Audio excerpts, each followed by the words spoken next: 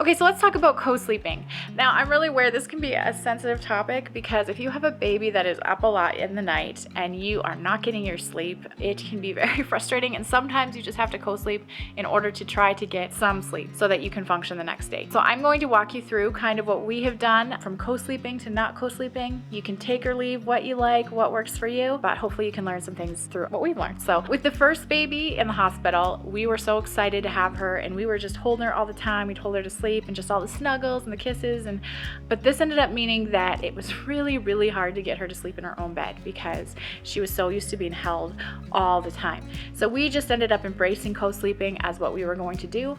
This ended up being somewhat challenging to get her to sleep on her own and just always wanting to be with us. But it was our first baby, it's just, it was what it was, and we were learning as we went. With our second baby, it was really difficult because he was so colicky and he was like up every hour. I was just exhausted.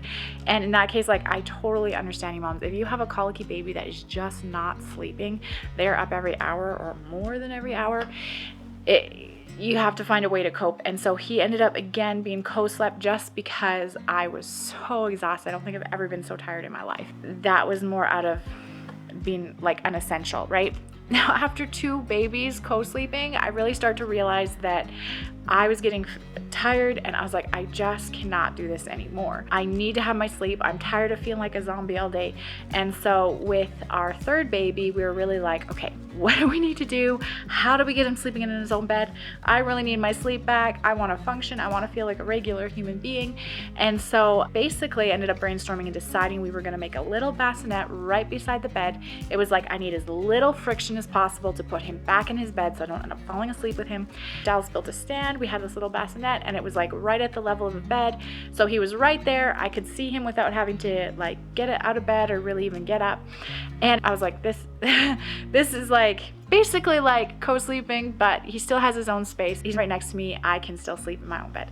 And this worked amazing. It was so easy to put him back into his bed. It was so beautiful to have my bed back. I was so excited. It was just man, I didn't realize how much I missed just having space to be able to feel like you can move and really getting into a deeper sleep again and all of that. So that worked really well. But then about there's always that 4-month regression. And so I feel like with him, we kind of missed the 4-month regression as far as moving out of the room. And so then again, you start getting exhausted because he's getting up more, you're getting up more, and then you start getting in this cycle and this pattern. Again, I was starting to get very exhausted because I was starting to co-sleep with him again, and you just couldn't get him sleeping back in his bed. I think it was about maybe not quite a year when we were like, okay, we have to get him sleeping in his own bed. And so what we're basically finding is that for me, I have a very low tolerance with my babies crying. I just cannot do it. And they cry for a minute and it feels like an hour. And then when I do go get them, it's so hard not to feed them, both because I'm it soothes them and it puts them back to sleep so easy, but also they smell the milk and they want food as well. And so I was like, I just can't do this. I go and get them and then I nurse them and I end up in this cycle. And so Dallas ended up deciding he was going to take it on. He was going to try to sleep train. We'd eliminate that nursing, and then he would have to go back to sleep without the nursing. And this was such a huge breakthrough and a blessing. We are going to do a video about that next. If you really want to know about how we sleep trained, how Dallas did it, we are going to do a video about that. So watch for that to come out if you want to know how it worked with daddy sleep training. So he did it, and it was really pretty fast that he just zonked out. There's this part of me, it's a little emotional moving him out of the room. Is he gonna do okay? And I'm feeling a little bit selfish because I'm I need my sleep. You feel somehow this co-sleeping, you're gonna be this amazing super mom, you're just gonna sacrifice it all for your kids, but then you're not coping in the end, it's not working. So I felt I was kind of I need to do this for me at this point. But it was super interesting because Dallas started working with him to sleep train, and he'd wake up and that really tired look on your face when you're you slept so deep and you're just those sleepy eyes. He had just zonked so hard, and I realized I was co-sleeping isn't working for him either. He's waking up for me. He's waking up because he smells milk when I move, all those things. And I was it is not working for him either. He needs to sleep. And he started going down and he just started really zonking because he was so tired. And I realized that this isn't actually better for them. And I'm if it's not even better for them, why am I doing it?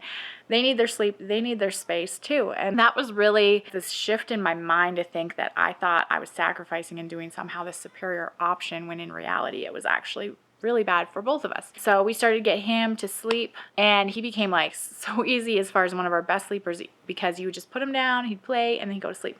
Now he's a toddler, so he's kind of like in and out of bed a little bit more, and we're like, stay in bed. But as a baby, like, it was so easy to put him down. After that, like after he was sleep trained, it was lay him down, he's zonked, he's gone for the night, right? Like and so I was like, okay, is this just like, this is an easy baby, or is this like, did we figure something out here?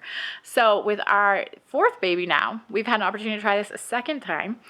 And again, that in the early stages, he's been in his own bed next to me. So in his bassinet next to the bed. And again, he's been in his bassinet next to me in the bed to start out as a newborn. So it's really easy to get up, nurse him, put him back. I just like have this firm pillow that I nurse him in bed. I sit up, nurse him in bed, put him back in his bed, and that was working really well. Again, now there's still some times where I will slip into the co-sleeping when it's like, definitely when your baby's sick, especially as a newborn, where sometimes you just end up sleeping with them because they're not sleeping well or they're congested or whatever, and you end up just being up, holding them up so they can breathe and all of that kind of stuff. So there's times for the co-sleeping. There's times I slipped into it with him. There was times when we hit the 4-month regression again. I was like, he was doing really good. Hit the 4-month regression. He got sick around there, and then you end up staying up with him, and then he gets used to it.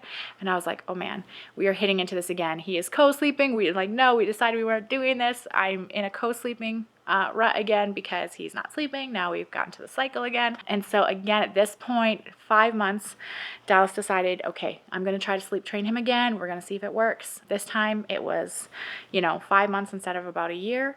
So I was like, is it going to work? And there was a part of me that's like, it's a 5-month-old. I really can't do the crying. So it's like, is this going to work? There's kind of this dread of like, this week, what is this going to be? And again, like, I was amazed, is like, the first night he was up crying, that was a little bit of just him getting used to it, but not bad. And then after that, it was like, a little bit of like 5 minutes to settle, and then he was out. And I was starting to get like, 4, 5, 6, 7 hours of sleep. And it was just like, this is amazing. Like, again, you're like, why are we doing this to ourselves? I would much rather get my sleep than be able to be awake and there for my kids in the day than to feel like you're just tired all day because you co-slept, right? And I was just realizing that the co-sleeping, it's just like 1 or 2 kids, but you can't scale it. It ends up being, if you're going to have more, you can't scale it. It's too exhausting. So again, some of these nights he's been doing like waking up once in the night, and he's like down at 8 and he gets up at 8 and he's like up at like 4. And I'm like, what happened? Like, I can't believe I was like losing so much sleep when it was a pretty simple solution of Dallas taking him, just being intentional about sleep training him for a little while, just getting up and rubbing him on the back and just being there and assuring him he's fine. We're hitting a little bit again of just like him waking up a little bit more in the night and having to put himself back to sleep. But again, it's just a little bit of him learning to soothe himself and realizing that it's something that they need to learn too, is that they can soothe themselves and they don't always need you right there to soothe. I'm very encouraged and I'm excited about what this could mean. Again, I can see places of like, if he gets sick, there's going to be times when he might have to bring him into the room again and just snuggle him. But at this point, it's like he is in his own space and he's sleeping most nights really well. A lot of nights I've been waking up only once, some nights maybe like 3 times, but like, that is amazing, really, in comparison. And so I think a big switch to me was just realizing that it's not superior, and they actually need their sleep and they need their time away, and you need time to be able to rest and recharge so that you can be the mom you need to be too. Yeah, so far, 2 for 2. Again, I understand that sometimes they're just babies that, like, all babies are different. Some babies just do not want to be set down. Some are just really colicky, and like, I really feel for you moms if that's what you're going through, because you really have to get that issue addressed first before you can sleep train, and that is exhausting. But for us, a huge part was just believing and understanding that they needed their sleep, and that was good for them to be able to go down and be asleep on their own. And I wasn't somehow being a better mom by keeping them with me all the time. So I hope you like this video. Again, we're going to do a sleep training video. Dallas is going to talk about what he did to help sleep train both of our babies. So if you're interested in that, a daddy sleep training video, watch for that. Hopefully maybe next week or in the next week or 2. Thanks for joining me today.